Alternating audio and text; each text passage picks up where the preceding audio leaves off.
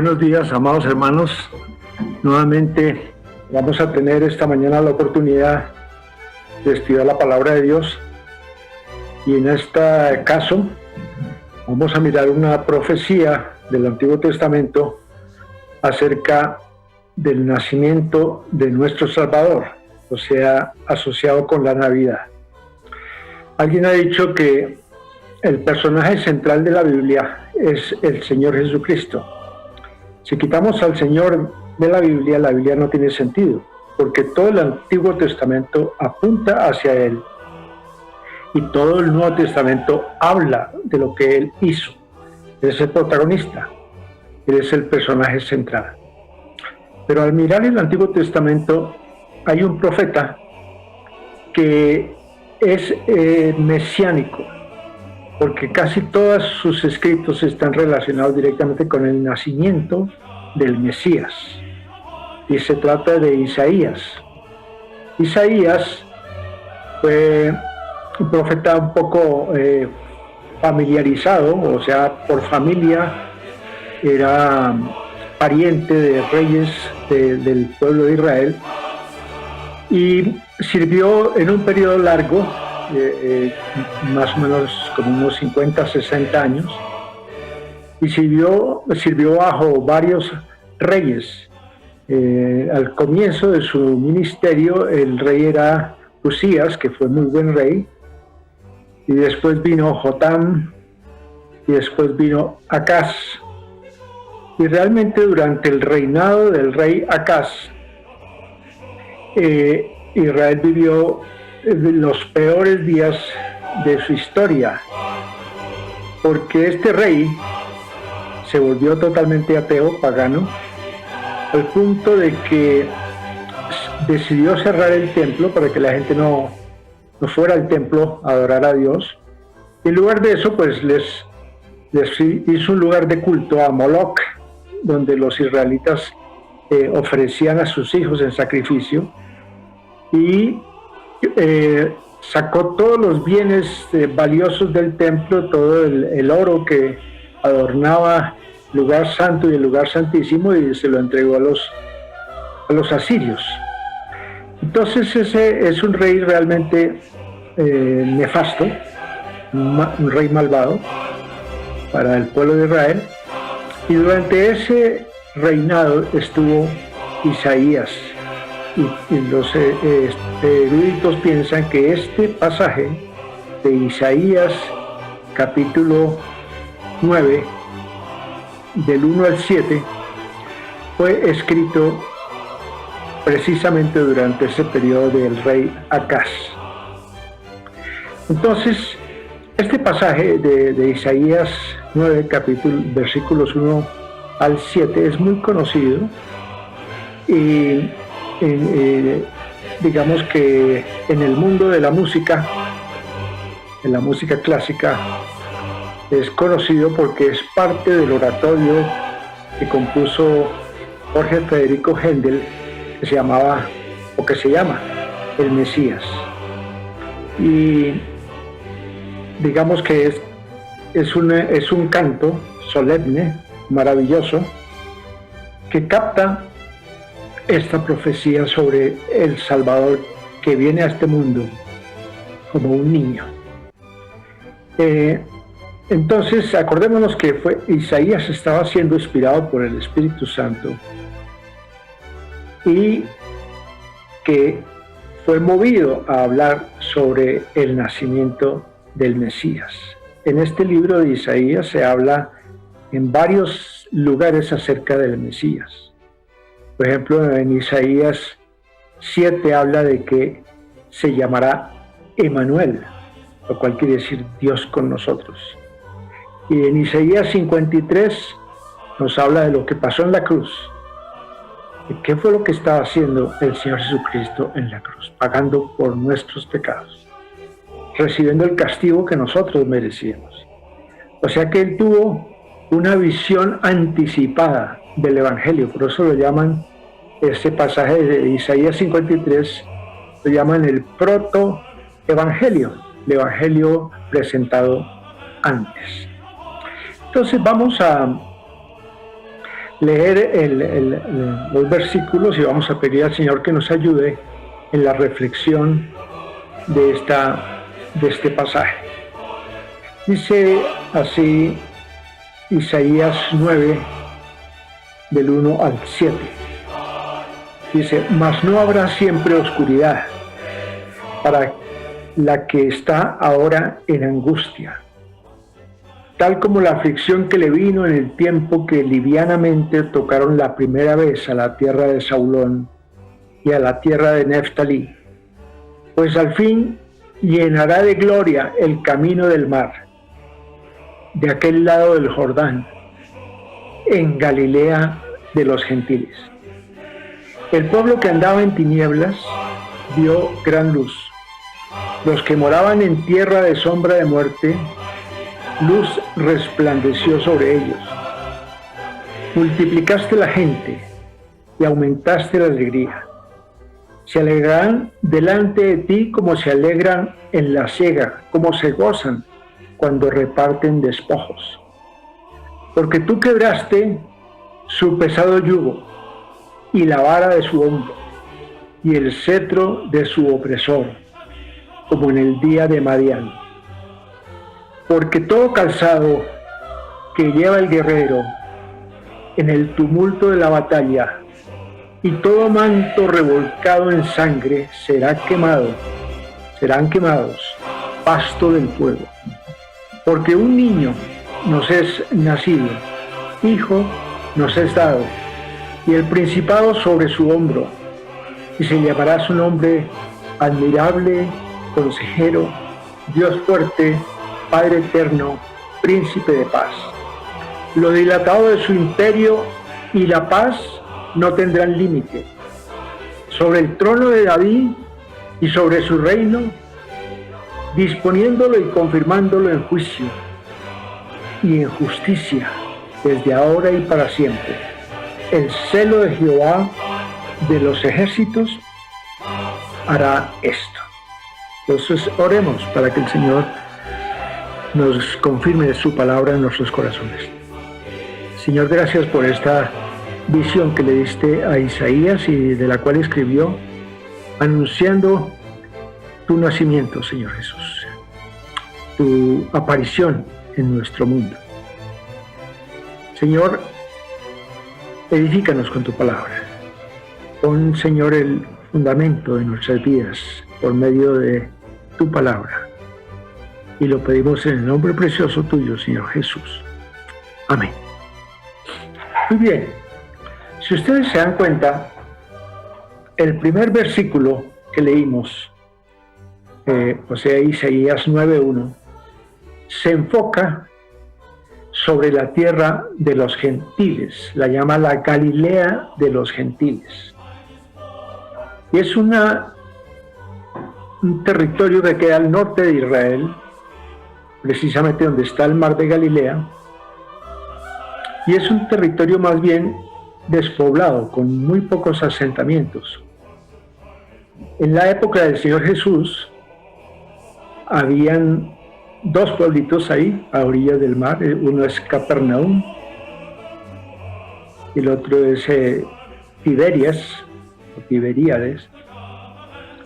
Y realmente están, digamos, a cierta distancia de Nazaret, y el Señor Jesucristo, que se fue a vivir a Nazaret y durante 30 años vivió en Nazaret, muy cerca de este lugar.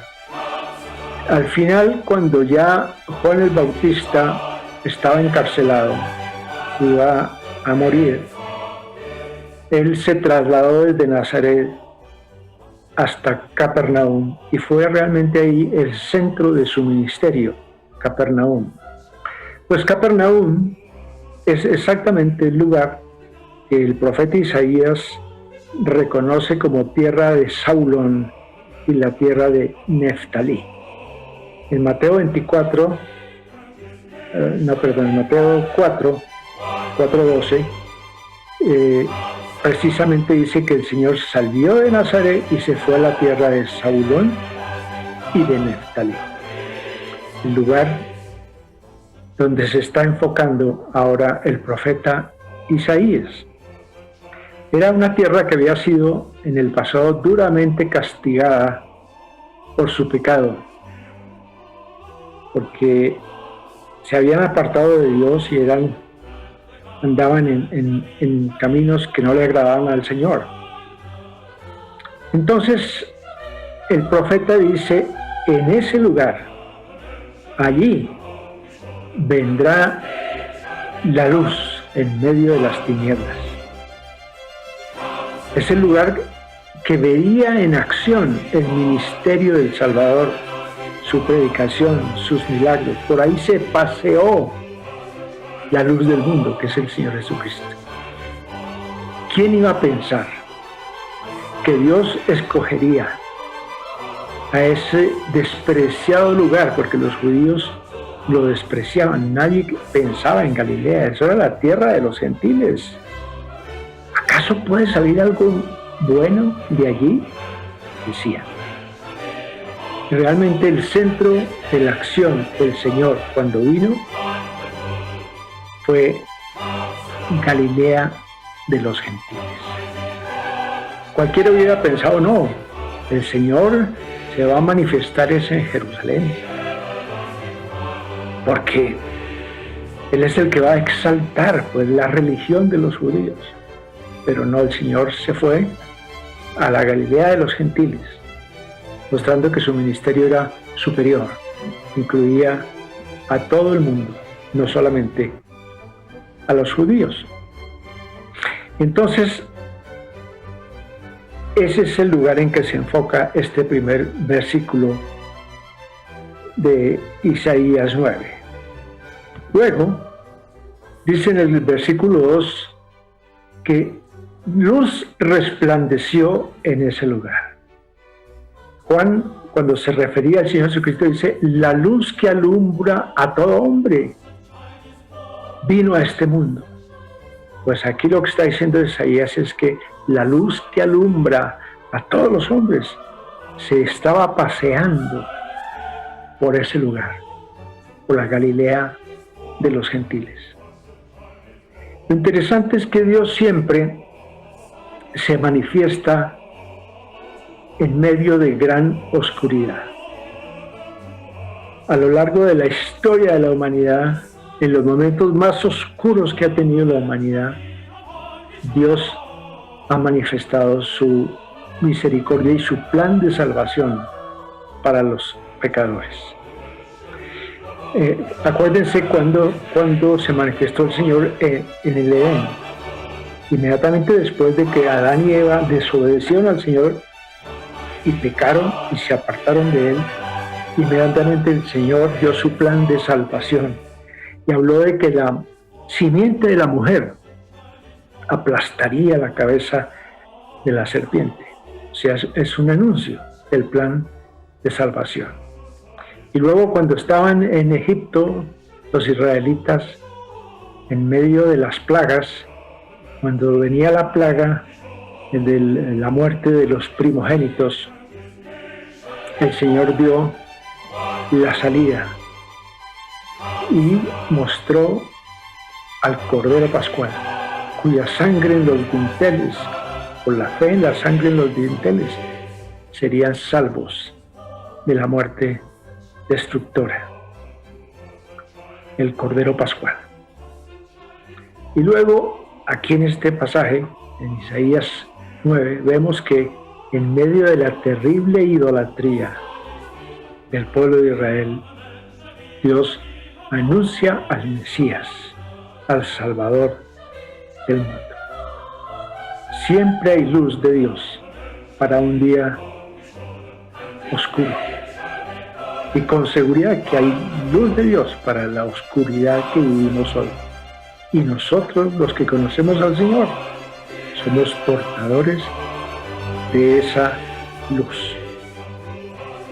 En el versículo, del versículo 3 al versículo 5, Isaías ve al Mesías en otro escenario. Digamos que habla, del 3 al 5, habla de la segunda venida del Mesías. Los profetas no tienen una visión detallada, cronológica de lo que iba a pasar. Isaías vio una primera hilera de acontecimientos como una hilera de montañas y vio el nacimiento del Mesías. Luego vio detrás otra hilera de montañas y vio la segunda venida de Cristo. No vio lo que había en el valle entre hilera de montañas e hilera de montañas, que era precisamente la iglesia del Señor. Entre la primera venida, cuando los israelitas rechazaron el reino y el reino fue pospuesto, y la segunda venida, cuando el Señor viene a establecer su reino, hay un valle, que es el valle de la iglesia, en el cual estamos nosotros. A los suyos vino, los suyos no le recibieron, pero a todos los que le recibieron, les dio la potestad de ser hechos hijos de Dios, que es la iglesia del Señor. Entonces Isaías tuvo la capacidad de ver aquí en estos versículos la segunda venida del Señor, el regreso del Rey a establecer su reino. Y puesto que a los suyos vino y los suyos no le recibieron, entonces el Señor pospuso su reino y vendrá con seguridad. A nosotros nos dijo, el reino está cercano, pero vendrá. El reino del Mesías llegará con gozo, llegará con regocijo, llegará con victoria sobre los enemigos. Será el fin de la guerra y se llegará la verdadera paz del Señor.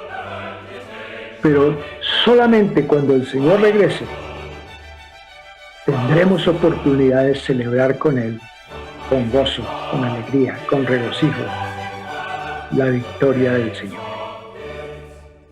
Entonces, si miramos el versículo 6 más adelante, nos habla del Salvador que vino para nosotros, pero para Isaías que iba a venir. Un evento futuro para Isaías, pero para nosotros ya es un evento pasado. El Salvador que vino y el Salvador al que nosotros anunciamos llegaba a este mundo tenebroso que necesitaba su luz.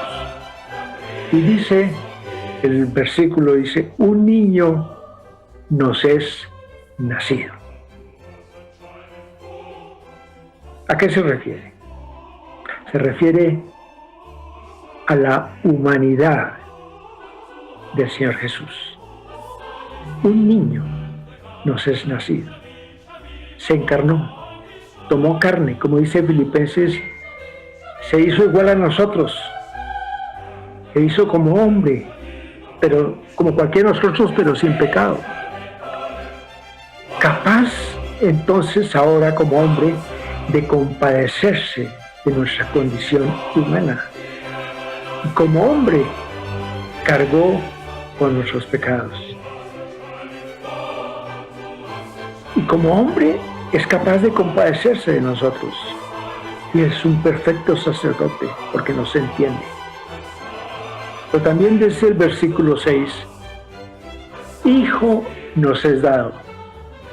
Y ese hijo debe ir con mayúscula. Hijo nos es dado. Porque el que nos dio ese hijo con mayúscula es el Padre. El Padre nos dio a su hijo. Y en este niño coexistían las dos naturalezas, la humana y la divina. Era el Hijo de Dios. Él es la luz en las tinieblas. Él es nuestra única esperanza. Él realmente en su vida venció el pecado y venció la muerte. Por eso su nombre es Emmanuel, Dios con nosotros. Luego dice Isaías, en el versículo 6, nos habla de cuáles son sus nombres, sus títulos. Y estos títulos, uno dice, pero estos no son títulos de un bebé. Pues obviamente era el niño que estaban haciendo, pero que no se quedó niño, sino que es el Hijo de Dios. El primer título que aparece en el versículo 6 es admirable consejero. Este niño, este hijo de Dios que vendría en medio de nosotros, es un admirable consejero. ¿Por qué? Porque Él todo lo sabe. Y con respecto a nosotros, como consejo para nosotros, Él conoce todas nuestras necesidades y sabe cómo responder a nuestras necesidades. Él conoce qué es lo que nos conviene y qué es lo que no nos conviene. Él sabe resolver nuestros problemas. Es admirable consejero. Su consejo es sabio. Su consejo es verdadero. Él no nos dice mentiras para mantenernos contentos. No, su consejo es verdadero. Él está todo el tiempo con nosotros. Él es fiel. Él nunca nos abandona. Por lo tanto, encaja en ese título, admirable consejero. Pero luego aparece otro título ahí en el versículo 6. Es Dios fuerte. No solo nos muestra el camino como consejero, sino que nos da el poder para recorrerlo. Nos da su poder. Dios fuerte. Él derrota a nuestros enemigos, que son Satanás, el pecado, la muerte. Él nos sana, nos levanta, contesta nuestras oraciones. Es nuestro Dios fuerte, en quien confiamos. Otro título que aparece en el versículo 6, Él es Padre Eterno. ¿Cómo le decimos a un niño recién nacido, Padre Eterno? Por una sola razón. Porque Él es el que da vida eterna a todos los que confiamos en Cristo. O sea, todo aquel que cree en Él no se pierde, sino que tiene vida eterna. Él sostiene la eternidad en sus manos. Él es Dios desde la eternidad y hasta la eternidad. Él es el Padre eterno, el Padre de los que tienen vida eterna. Como les decía, todos estos títulos no se refieren a un niño, se refieren a una persona que comenzó siendo niño, humanamente hablando. Muy bien, el último título que aparece ahí en el versículo 6 es que es Príncipe de Paz. ¿Por qué razón la Biblia o el Espíritu Santo lo describe como Príncipe de Paz? En realidad, Él vino a traer la paz, y la paz de tres formas que se relacionan. Primero, por su obra preciosa, por su vida y su obra en la cruz, trajo paz entre Dios y los hombres, la reconciliación. Cuando venimos a Cristo, termina nuestra rebelión y termina nuestro conflicto con Dios. Y ahora entramos en una relación de paz con Dios. Somos amigos de Dios, somos hijos de Dios. Hemos sido justificados por el Señor Jesucristo. Entonces trae paz en nuestra relación con Dios. En segundo lugar, trae paz interior, la paz que Él pone en nuestros corazones, de la que dice la Biblia que es una paz que sobrepasa todo entendimiento, una paz interior. Y en tercer lugar, Él trae o traerá la paz cuando venga otra vez, porque instaurará su reino de paz y gobernará eternamente como el príncipe de paz. todas estas cosas, la paz con Dios, la paz interior y la paz de su reino que vendrá, lo conviertan a Él en nuestro príncipe de paz. Él es nuestra paz. Todos estos nombres que hemos analizado rápidamente convierten al Señor Jesucristo en el deseado de las naciones, porque todo eso es lo que nosotros necesitamos. Lo que Él es lo que nosotros necesitamos. Él es el Rey que viene, es nuestro Rey que viene pronto. Muy bien, la última pregunta sería, bueno, ¿y quiénes se pueden beneficiar de todo esto que significa el Señor Jesucristo, resumido en estos títulos que hemos analizado? Tristemente, no todos se beneficiarán. Es decir, no es para todo el mundo. Es solamente para los que creemos en Jesucristo y lo recibimos a Él. Es decir, para los que no creen en Cristo y no le han recibido, por lo tanto, para ellos no hay salvación, no hay esperanza, no hay paz, no hay vida eterna, no hay consejo, no hay poder a su disposición. Es solamente para los que venimos a Cristo y confiamos en Él. Acordémonos, este Salvador que vio Isaías, ya vino, ya nació, es el Señor Jesucristo. Pero si tú todavía no lo has recibido, si todavía no puedes decir que es tu Salvador, yo te invito a que lo recibas hoy mismo. No dejes pasar esta hora. Aprovecha este tiempo, recíbelo, porque al recibirlo tienes todo esto que Él te ofrece. Vamos a orar. Padre, gracias por el Señor Jesucristo. Gracias por la realidad y la hermosura de su vida y de su obra. Gracias por lo que Él hizo y por lo que significa para nosotros. Padre, nos damos cuenta que el Señor Jesucristo cumple todas las expectativas y todas las profecías del Antiguo Testamento. Nos damos cuenta que Él es el que satisface plenamente todas nuestras necesidades. Padre, ayúdanos a presentar la luz gloriosa de Cristo ante quienes todavía no le conocen ni le disfrutan, para que salgan de las tinieblas y sean trasladados al reino tuyo, al reino de la luz.